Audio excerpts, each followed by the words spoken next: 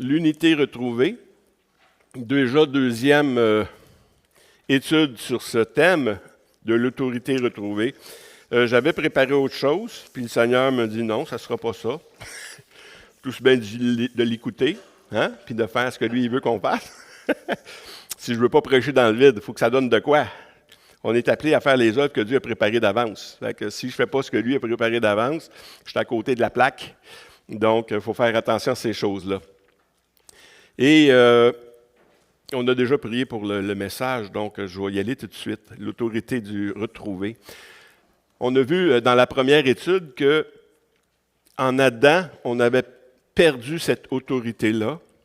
Puis, parce qu'on s'est soumis à Satan, on a donné notre autorité à Satan. Et en Jésus-Christ, Jésus a repris le règne de l'autorité partout. Donc, l'autorité retrouvée, elle est en Christ, en Jésus-Christ. Donc, il faut comprendre ces choses-là. Et Paul, justement, priait pour que les chrétiens puissent comprendre, les chrétiens d'Éphèse. Les chrétiens à Éphèse étaient des chrétiens judéo-païennes, et il y avait toutes sortes de monde dans l'Église. Et les Éphésiens, ils étaient soumis des fois à des cultes païens, occultisme, et qui avaient des esprits méchants dans ces milieux-là.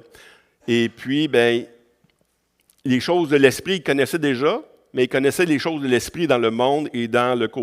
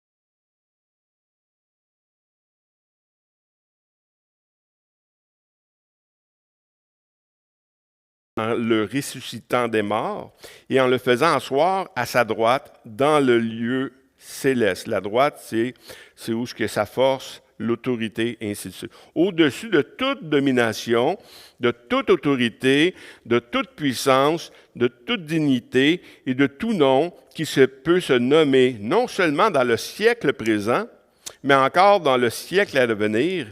Il a tout mis sous ses pieds. Qui a tout mis sous ses pieds? Dieu a mis sous les pieds de Jésus.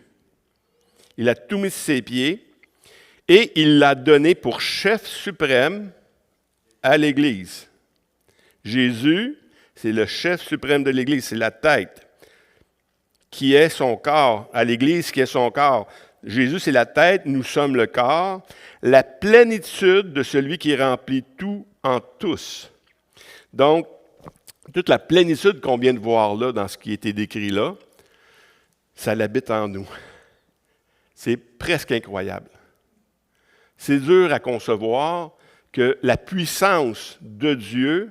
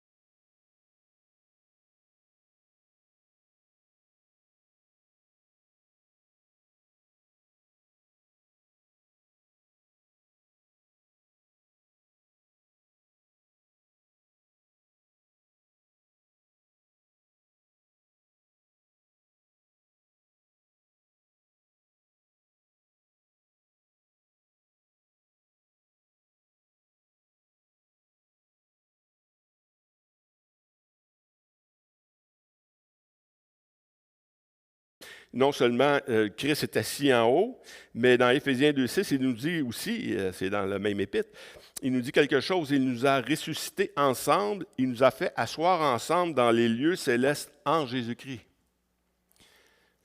Si on est assis avec Jésus, on a la même autorité.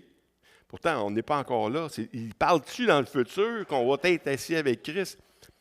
Alors, regardez le temps des verbes. Vous allez voir que nous sommes déjà assis dans l'Esprit en Jésus-Christ. Et puis,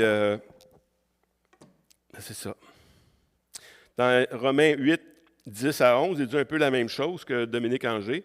Il dit en Christ, et si Christ est en vous, le corps, il est vrai, est mort à cause du péché, mais l'esprit est vie à cause de la justice. Ici, l'esprit de celui qui a ressuscité Jésus d'entre les morts habite en vous. Celui qui a ressuscité Christ d'entre les morts rendra aussi la vie à vos corps mortels par son esprit qui habite en vous. C'est tellement grandiose que Jésus a fait. Ça dépasse notre entendement, comme Dominique a dit.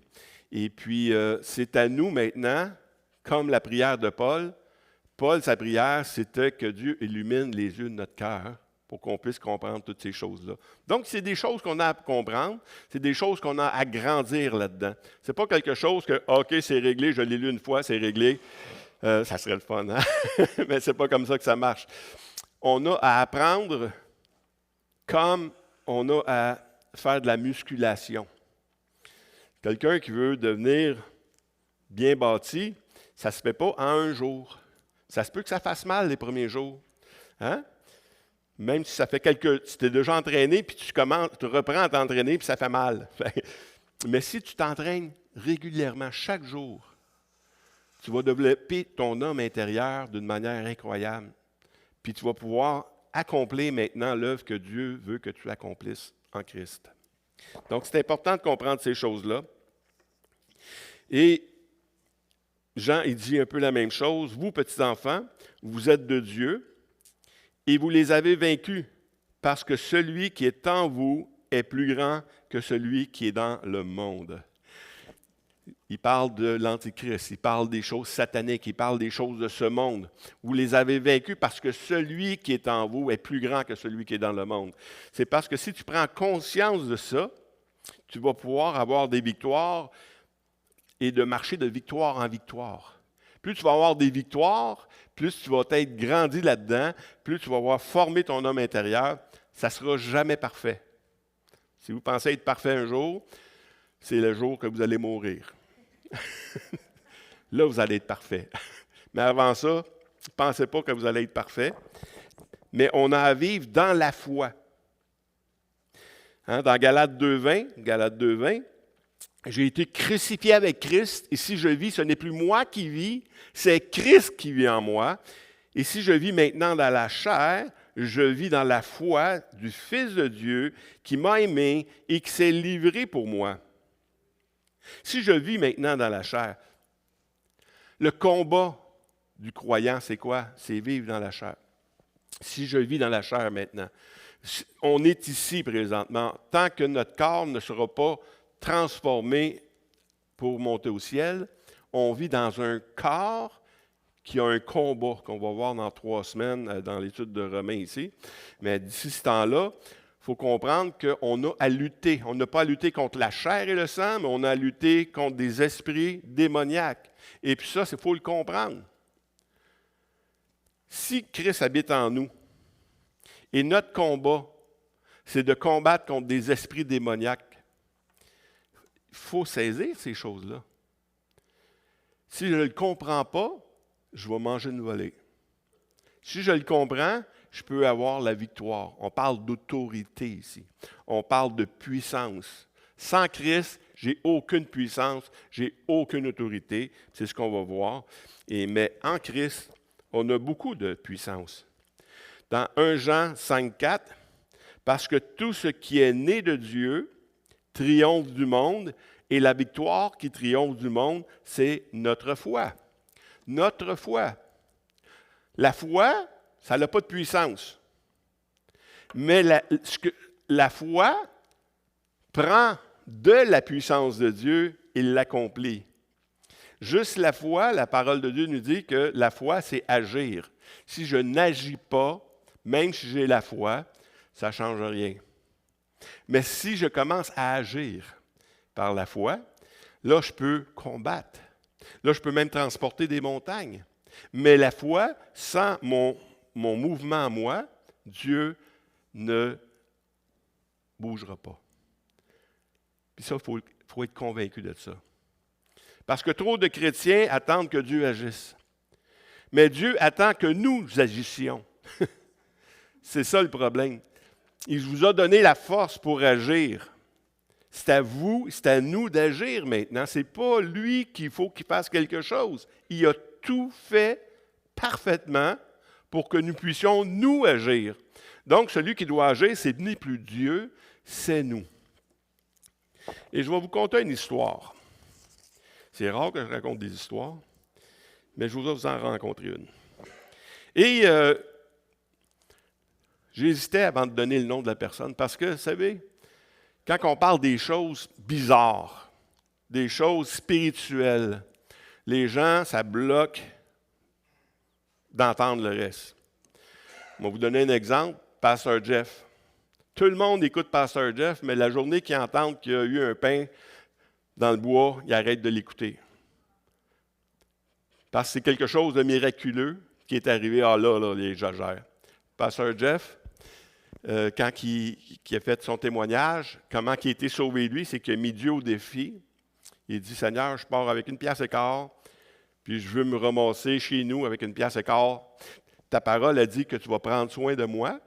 Bien, prouve-moi que tu vas prendre soin de moi. Puis il a fait du pouce pour s'en revenir, de Moncton, je pense, à aller à Montréal.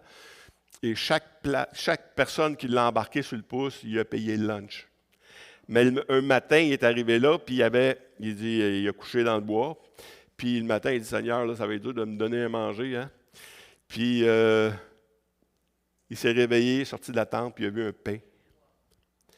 Puis là, il dit, ouais, il doit être pourri le pain, tu sais. Il est allé voir.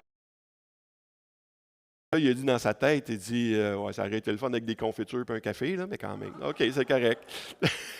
Et le premier gars qui l'a embarqué, il est allé l'amener au restaurant. Il dit, tu peux-tu m'attendre? Il dit, j'ai juste une petite commission à faire, puis je vais revenir te chercher. Il dit, veux-tu manger? Il dit, non, non, c'est correct.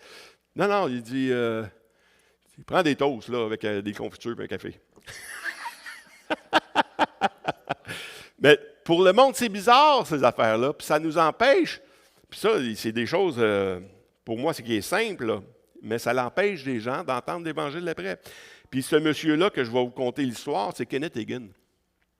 Et puis il a vécu des choses spéciales. Il a rencontré le Seigneur 8 fois en songe.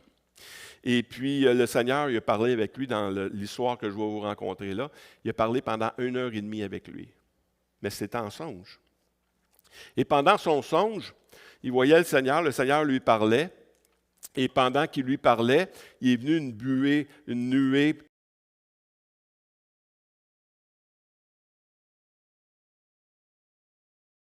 Et il est apparu une bestiole, un peu comme un singe. Et puis, il sortait de sa bouche un bruit aigu tellement fort qu'il se l'empêchait d'entendre ce que le Seigneur disait. Puis, il raisonnait en lui-même, le Seigneur, il doit le savoir que je ne le vois plus, puis je ne l'entends plus, là, tu sais. Pourquoi qu'il ne fait rien? Pourquoi qu'il ne fait rien?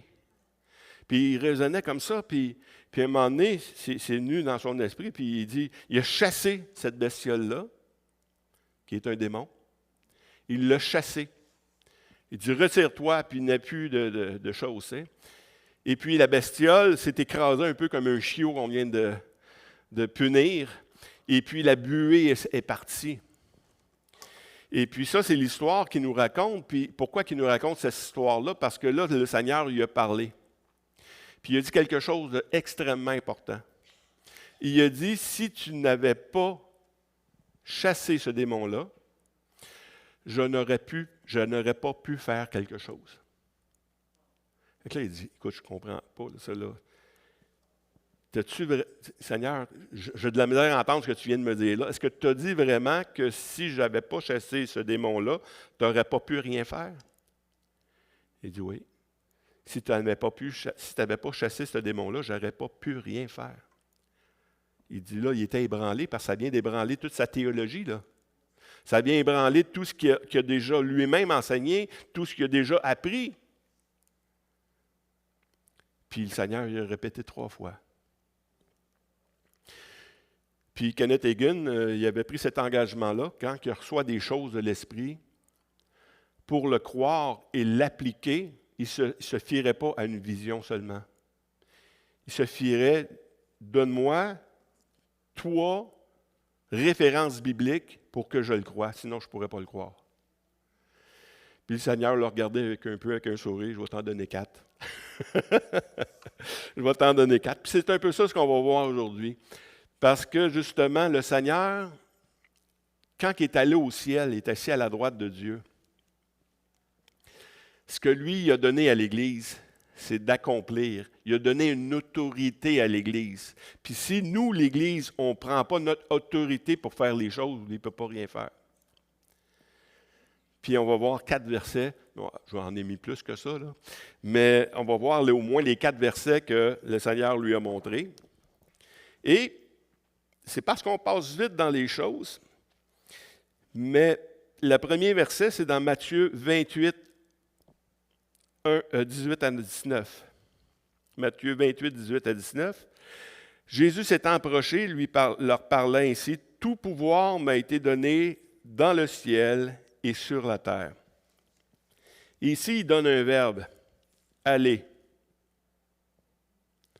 Oui, mais ça dit quoi, ça? « Faites de toutes les nations des disciples, les baptisant au nom du Père, du Fils et du Saint-Esprit, et enseignez-leur à observer tout ce que je vous ai prescrit. » Dans le verbe « aller », c'est un ordre qu'il nous a donné de faire. C'est quelque chose que tu dois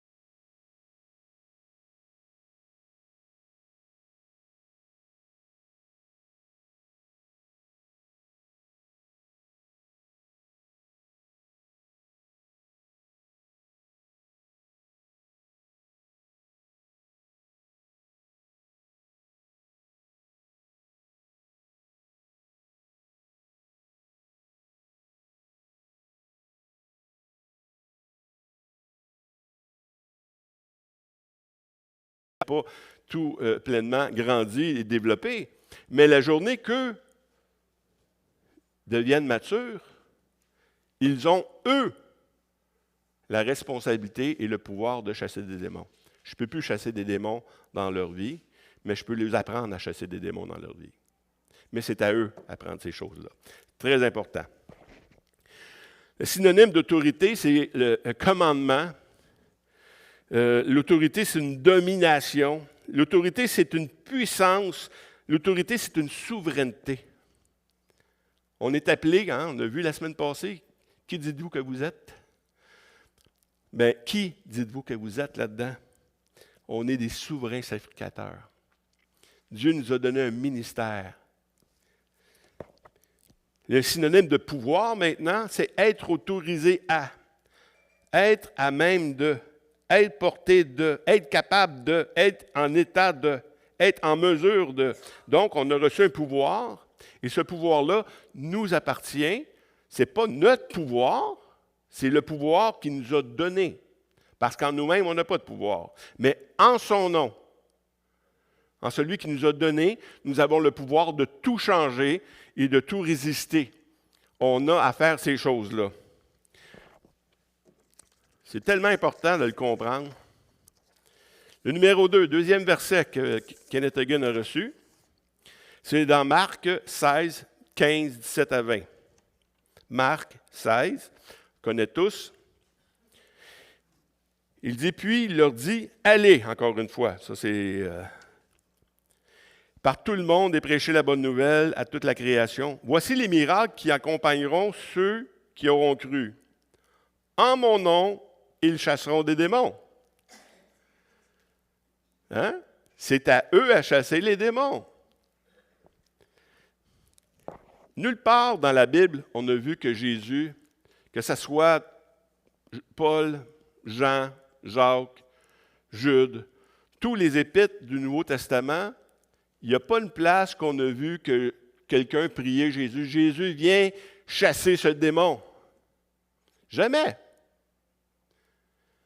Mais il a donné une autorité, la manière de s'en sortir, la manière de combattre. Il nous a même donné des armes pour le faire. C'est des choses de même qu'on va voir. Ils parleront de nouvelles langues, ils saisiront des serpents.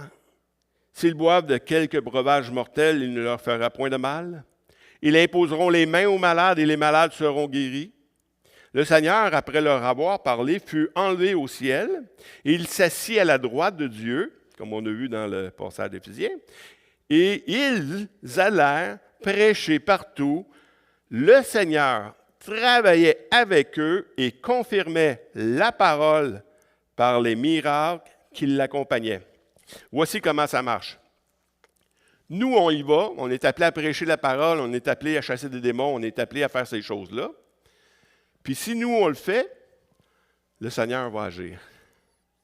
Le Seigneur va le faire. Si nous le faisons, si on ne le fait pas, le Seigneur ne fera rien.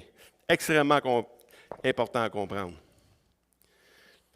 Et on est comme ouvrier avec Dieu. Dans 1 Corinthiens 3, 6 et 9, Paul dit, j'ai planté, Apollos a arrosé, mais Dieu a fait croître, en sorte que ce n'est pas celui qui plante et qui est quelque chose, ni celui qui arrose, mais Dieu qui fait croître. Celui qui plante et celui qui arrose sont égaux, et chacun recevra sa propre récompense selon son propre travail, car nous sommes ouvriers avec Dieu. Nous sommes co-ouvriers avec Dieu.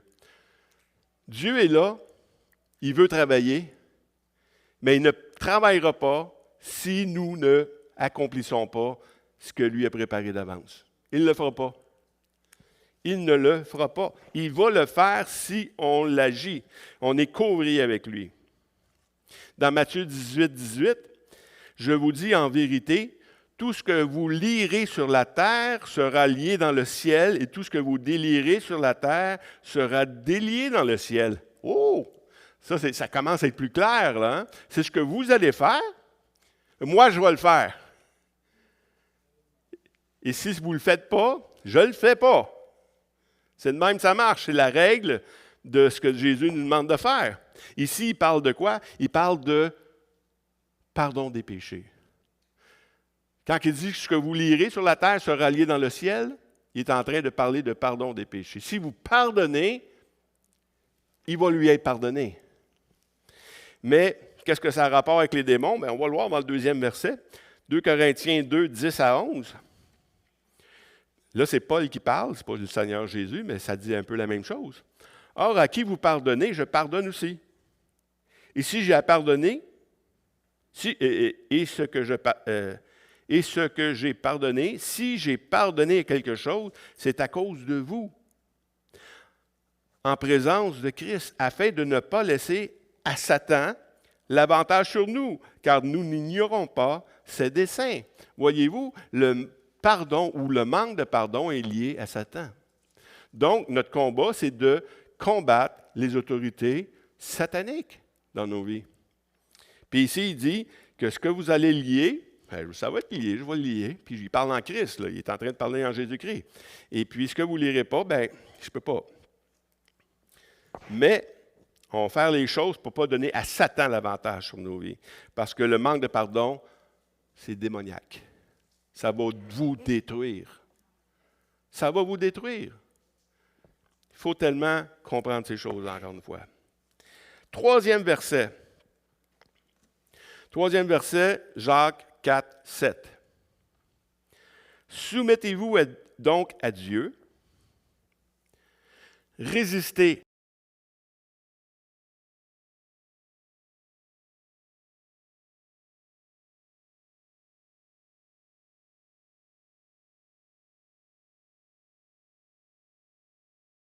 Si tu n'as pas de puissance, tu en vas faire un bras de fer avec quelqu'un.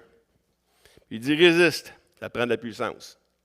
Si tu n'as pas de puissance, il va faire ce qu'il veut avec toi. Mais ici, il dit résistez au diable et il fuira loin de vous. Fuir, ici, et dans l'exemple de Kenneth Hagin, c'est de partir avec frayeur. Ça prend toute une autorité pour ça. Quand on parle d'autorité, il donnait cet exemple-là un moment donné, puis je vous l'ai déjà donné. Hein? Il y a une femme qui avait un chien avec elle, puis il n'était pas en laisse, mais elle l'a suivi jusqu'à l'autobus. Puis là, le chien ne voulait pas partir. Elle disait, va-t'en à la maison, va-t'en à la maison. Puis le chien restait là. Mais là, l'autobus arrive. Il faut absolument qu'elle fasse obéir. Fait qu'elle a dit, à la maison! Le chien, il est parti de bord, il est parti. Mais c'est ça l'autorité. C'est l'autorité que nous avons.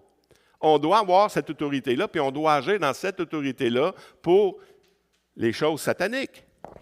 Bien, de résister et le faire fuir, ça prend l'autorité, puis le Seigneur ne le fera pas si on ne le fait pas encore une fois. Dans Actes 19, 13 à 16, on voit ici quelqu'un qui n'avait pas l'autorité. Ça nous fait rire, mais eux ne devaient pas rire. Quelques exorcistes juifs ambulants essayèrent d'invoquer sur ceux qui avaient des esprits malins le nom du Seigneur Jésus, en disant « Je vous conjure par Jésus que Paul prêche ». Ceux qui faisaient cela étaient 7 fils de Séba, juifs, l'un des principaux sacrificateurs. L'esprit malin leur répondit « Je connais Jésus, je sais qui est Paul, mais vous, qui êtes-vous? » Et l'homme dans lequel était l'esprit malin s'avança sur eux, se rendit maître de tous deux, et les maltraita de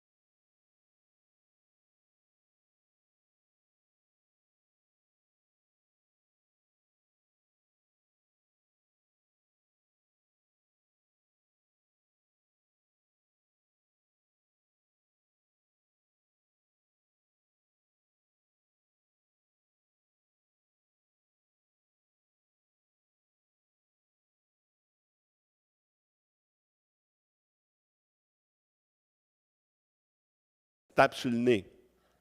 Parce que tu n'as pas pris toutes les armes de Dieu, parce que tu n'as pas l'habitude de faire ces choses-là, ça se peut que tu vas à la guerre, ça se peut qu'il y ait des dommages collatéraux. Ça se peut que tu subisses ces choses-là. Mais ici, ce que Paul dit, Pierre dit présentement, c'est que après que vous ayez souffert peu de temps, parce que tout le monde, tous les chrétiens vont suivre ces choses-là, on va tous avoir des attaques dans nos vies.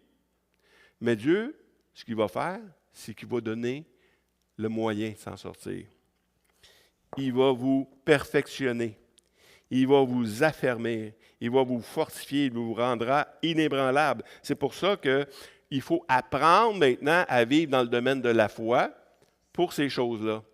Ce n'est pas quelque chose que tu dois apprendre quand ça va t'arriver. Hein? Un de mes professeurs à l'école biblique me dit, c'est pas quand le bateau coule qu'il faut que tu apprennes à nager.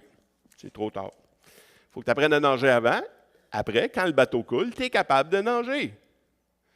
Mais ce n'est pas quand ça arrive, il faut que tu apprennes. C'est toujours, petit à petit, tous les jours. Le chrétien doit lire sa Bible tous les jours, doit méditer la parole tous les jours, doit être conscient que notre foi est basée sur la parole de Dieu. Elle n'est pas basée sur nos expériences. Parce que si elle est basée sur mon expérience, ça ne marche pas. Non. Même si ça ne marche pas, la parole de Dieu reste toujours aussi vraie. Puis tu dois mettre ta foi dans ce que la parole de Dieu dit et non dans ton expérience. Donc, c'est comme ça qu'on grandit, c'est comme ça qu'on va continuer à faire les choses. Dans Luc 22, 31 à 32,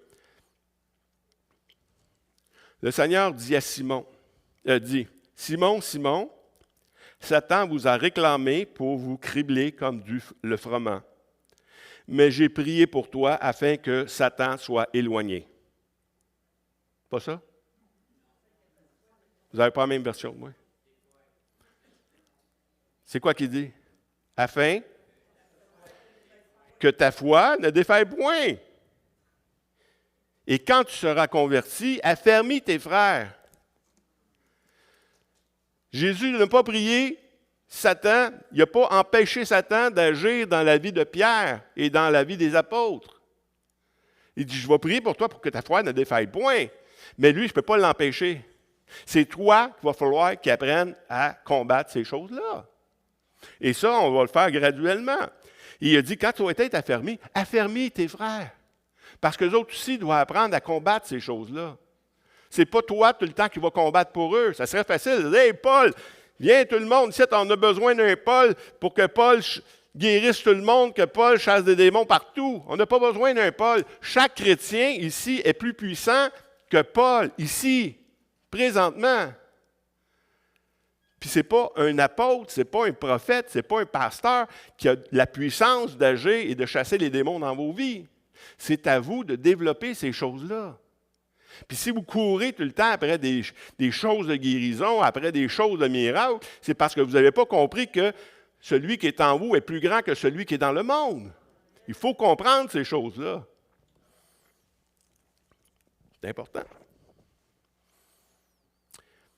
Dans Éphésiens 6, 10 à 11, on voit ce que Paul a écrit également par rapport au combat spirituel. Au reste, fortifiez-vous dans le Seigneur et par sa force toute puissante. Revêtez-vous de tous les armes de Dieu afin de pouvoir tenir ferme contre les ruses du diable. Contre les ruses du diable. C'est à nous équiper. Pas juste d'une épée, pas juste de mon assurance du salut, pas juste de la justice que j'ai eue en Jésus-Christ, la cuirasse, pas juste à cause de toutes ces choses-là, mais tous les armes de Dieu. Parce que le Satan va falloir t'attaquer dans tous les domaines de ta vie. Si tu amènes ton épée et tu ne mets pas ton casque, il va te taper sur la tête. C'est ça. C'est ça qu'il va faire. Dans Éphésiens 6, 12 à 13, il continue, car nous n'avons pas à lutter contre la chair et le sang, mais contre des dominations, contre les autorités, contre les puissances de ce monde, des ténèbres, contre les esprits méchants dans les lieux,